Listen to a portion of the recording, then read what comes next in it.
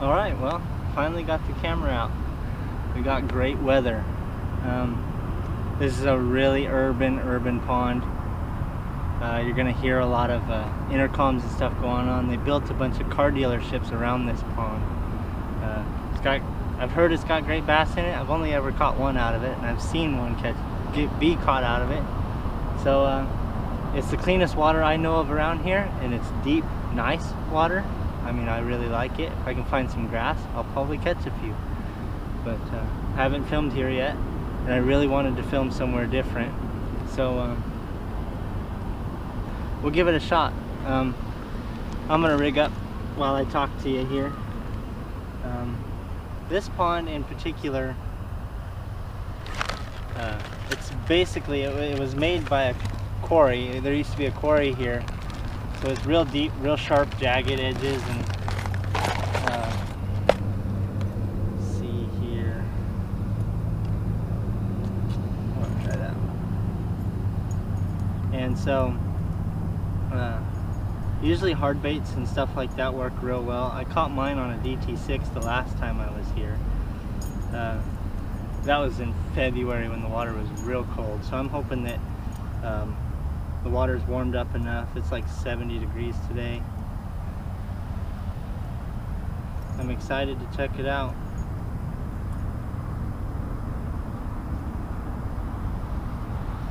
So, come along for the ride.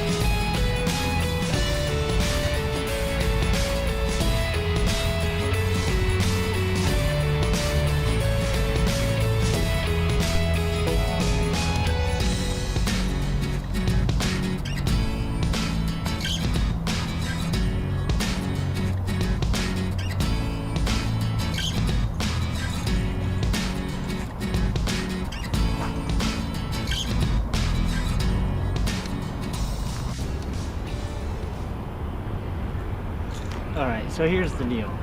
As a bank fisherman, you don't have a graph, right?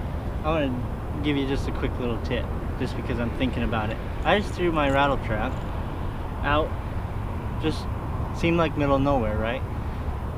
And I pulled this up after I got snagged. It's a piece of bark. I just found a tree out in the middle of the pond that no one knows about, more than likely. I can use that to my advantage. I can slow down and fish it with a drop shot, a jig, a trap, a spinnerbait, an A-rig, all of that stuff. So when you're out there fishing and you get snagged, try and see how far the snag goes to one side or the other. Maybe it's a piece of structure.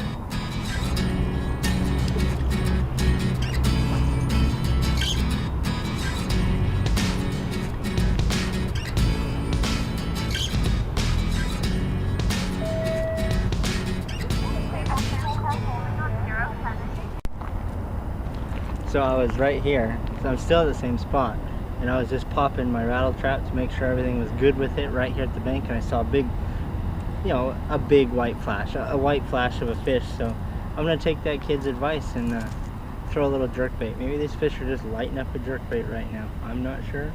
I don't fish here enough. Let's see. Well, I've been fishing for, I don't know, probably 2 hours to no prevail. Had the one fish over there flash on my rattle trap, and I haven't been bit since. I've fished everything I'm confident in, so we've moved clear to the other end of the pond. We'll try the bottom that I was fishing over there. It was mostly rock and kind of grass, scattered rock, scattered grass. This over here is mainly just scattered rock and mud. Totally different part of the pond, totally different everything. So these fish might be trying to pull up right here and feed this evening, hopefully. I'm just gonna fish. I don't fish this pond very much, so I'm just trying to figure it out as I go along. And I need to film more videos like this, really, because it really shows you that figuring out the fish could be troublesome. And you watch these videos on YouTube all the time of guys that just go to a pond and bam, catching fish, and it don't always work like that. You really got to put in some work, and you can't just go down to Walmart and buy a pack of hooks and a pack of Senkos and throw it in a mud puddle and expect to catch a fish. There's technique, there's thought process, there's conditions that you have to listen to when you're out here bass fishing. Just my 2 cents and my experience, because a lot of these guys live in places that's got good fish. They got high populations of fish, the ponds are taken care of, but then you get places like this that not so much. Either they're not private, they're really pressured. That's the biggest thing that I deal with in the Northwest, is mega pressure from fishermen and boats and stuff like that. So you just gotta ride it by the seat of your pants and just fish your instincts and fish your confidence baits. And I can't stress that enough. I know I'm kind of ranting and you want to see me fish, but I think this is really important. Hopefully that noise behind us isn't too loud and you can still hear me. It's really, really important when you're not getting bit to put your most confident bait in your hand and lock it in your hand and throw it, throw it, throw it. Live and die by your confidence bait. You're going to fish that bait better than any other bait in your tackle box. That is so crucial. And if you want to get bit, that's what you need to do. Don't gaw over colors. Don't freak out about blade colors, or it needs 6 strands of this, or the skirt needs this, or the chunk needs some chartreuse.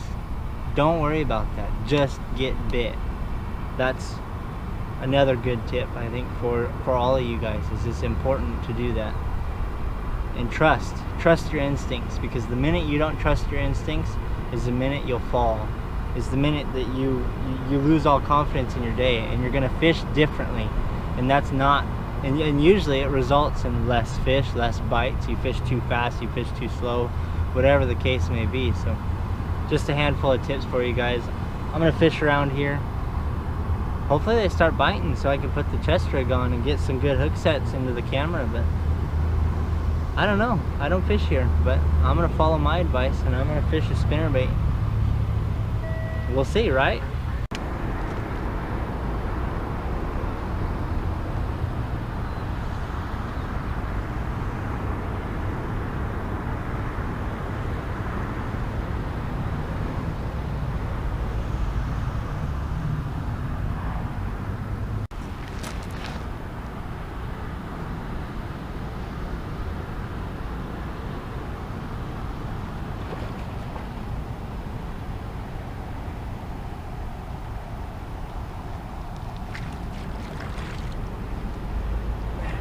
There we go. The finesse jig, boy. Look at that fish. Look at the color. You can tell how clean this water is. Munching the jig, buddy. That's actually that's a skirt I tied up, so it works. Look at that fish. Dude. Yes! Just because she's a little bit bigger fish than what I expected to catch today, we'll weigh her.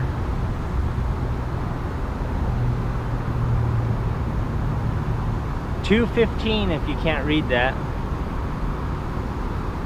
Probably not, but you can trust me, right? 2 pounds, 15 ounces.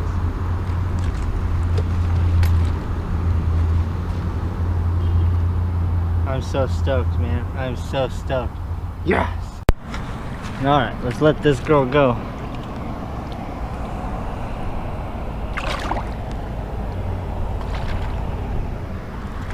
Yes! Alright, I was really excited, but let me explain what was going on there. I never usually do this in my videos, but I'll explain it anyway. So pretty much all I was doing was this right here. Just dragging the finesse jig and letting it kind of just bounce along the bottom, and she picked it up. I'm using just a 100 size reel, whatever reel brand you prefer. 15-pound fluorocarbon, and a lighter medium heavy or a medium action rod, because it's a really light wire hook. But yeah, just dragging it along. It's 1/4 ounce jig. She just come swim up and picked it up. I've been bit on a finesse jig a ton this year, but I haven't hooked up yet, and so it made me really excited. Not only that too, is that I started tying my own skirts, and if you guys haven't done that, look into it. It's really fun. If you're really critical about colors and stuff, and you fish a lot of really pressured places, or want to fish a lot of really pressured places, just a little 1/4 ounce finesse jig. I tied up the skirt, and then it's a green pumpkin super chunk, zoom super chunk, and it's dipped just a little bit, wrapped around the camera. Dipped it with a little chartreuse, and she decided that's what she wanted for dinner, huh? I'm gonna keep fishing, and hopefully we catch another one.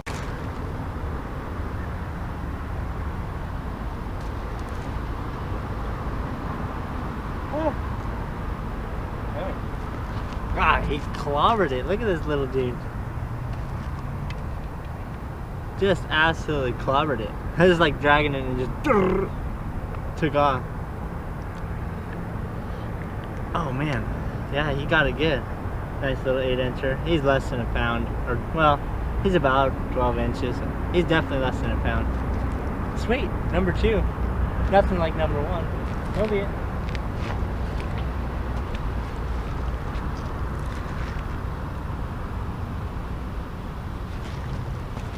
Once again on that finesse jig, same jig, proven color. Nice to know. I was really worried that maybe this jig wouldn't get bit, but it's getting bit, so. Alright, I'm gonna put the chest rig on and we're gonna go for a walk, because I don't feel like packing all my stuff along that real steep bank over there. So you're going on my chest and we're going over there.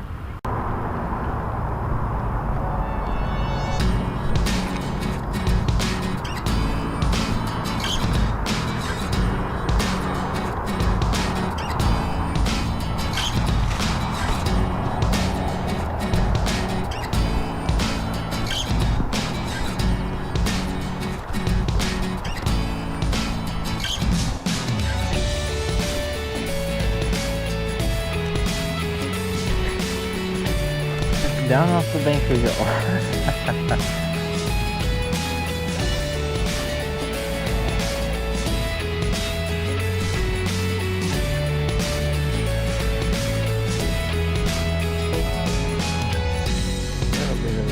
Back patch here.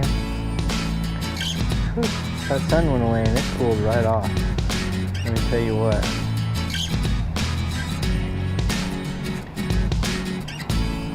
There we go.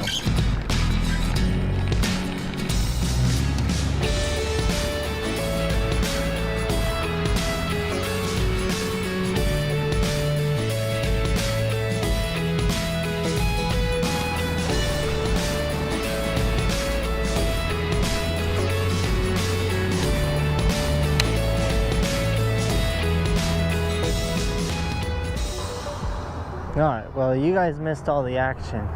My GoPro battery died right as I made a flip, and right next to this piece of wood over here, and I got bit and swung and a miss.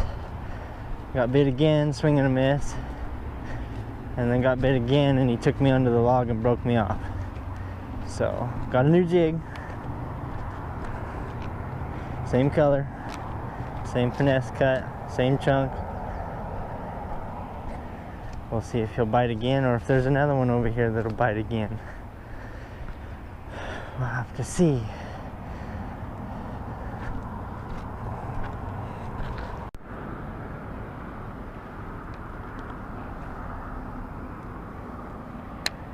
I didn't realize there was a branch that poked out that way. He was biting just before it.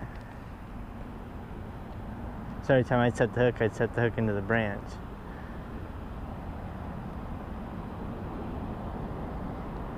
See if he'll bite it on this side.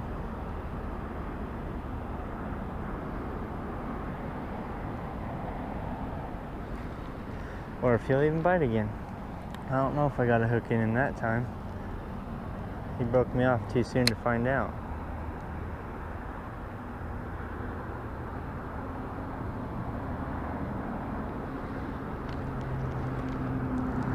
See if we can't get a better angle on him. Oh dang, this stuff is steep, man.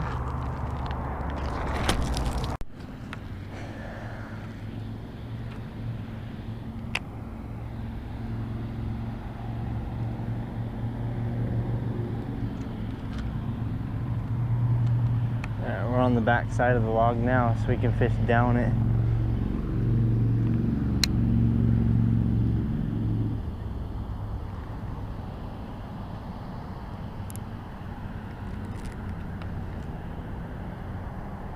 Felt like a good fish. The way he bit it.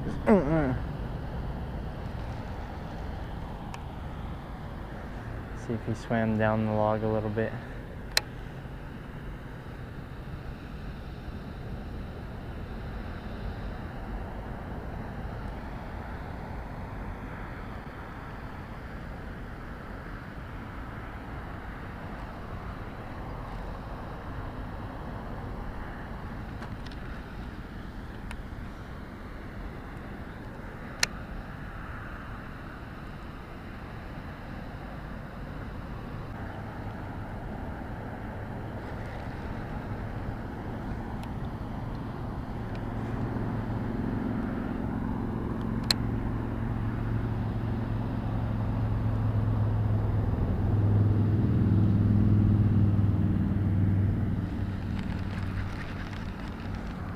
We'll let him cool down. I'm gonna fish this just a little bit. I'm not gonna get too close to that. There's like rebar and concrete chunks and stuff sticking out, and I'm using 15-pound lines. So I don't trust it. I've actually cut my braid right here before, trying to bring it up and over a piece of. Jeez. Trying to bring it up and over a concrete chunk, pop it, and it just cut it. Like it was a knife.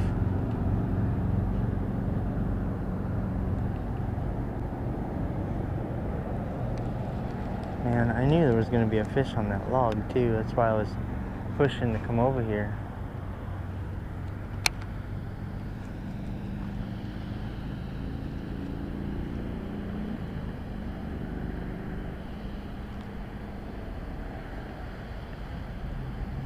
He bit it good, that's why I'm gone over it. Usually it's whatever, you miss one, you break one off, it's whatever, but he felt good. I mean, my rod tip was here and it just went yank, yank, and it was, you know, past my hip, so.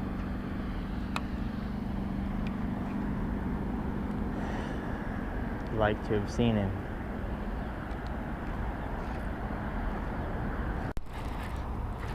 There he is. Missed the hook set, just shut my GoPro off. He bit it out on the end of the log. Maybe I'll get my other jig back. Maybe it's a different fish. No, different fish. Oh, he got it good, didn't he? They really commit to that jig, don't they?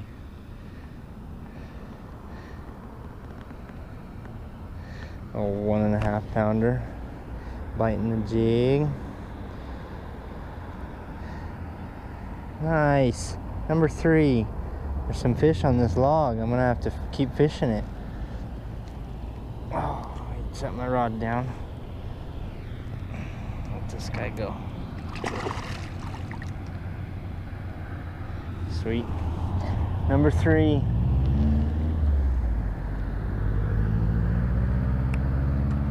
Oh no, did he? Oh, okay. I don't have any more chunks with the chartreuse on it. I thought he tore one of my legs off. I'm sure they'll bite it without it, but it's a confidence thing for me. There's backlash out of my deal here. No, alright, redemption. Redemption is mine, my friends. Redemption is mine. Well, I know you guys can't see me too well. I'm back at the car. I stayed out pretty late just simply because over where I was fishing, the parking lot lights were kind of lighting up the water quite a bit. So I was just checking to see maybe if they'd move up a bunch of school of fish, or maybe even some bigger ones would move up and I could snag one on a spinnerbait, but it didn't happen. I had a good day. I'm happy to know that the finesse jig that I made, the skirt that I made for a finesse jig, gets bit up here. It tells me I'm keying in on something pretty special. So maybe if you guys don't build your skirts, or build your own skirts, it's dirt simple. Try it out.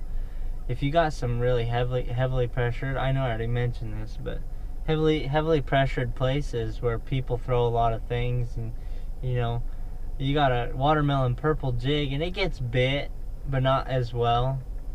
You know, a few strands of orange might make the difference in a real pressured situation like that. So play with it. If you fish a lot, which I fish a lot, and you know that there's a lot of people who fish certain places with the same jigs you do, if you make your jig a little different, it might get bit more than the next guy. So be sure to follow my Instagram, Bass in Northwest. I'm almost at 500 followers, which is cool. It's a smaller number, I'm sure, but it's a handful of you guys, and I appreciate it. I really do.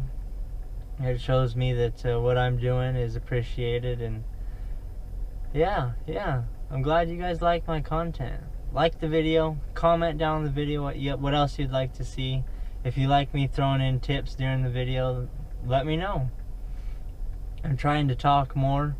I don't talk too much just because I don't think out loud that often.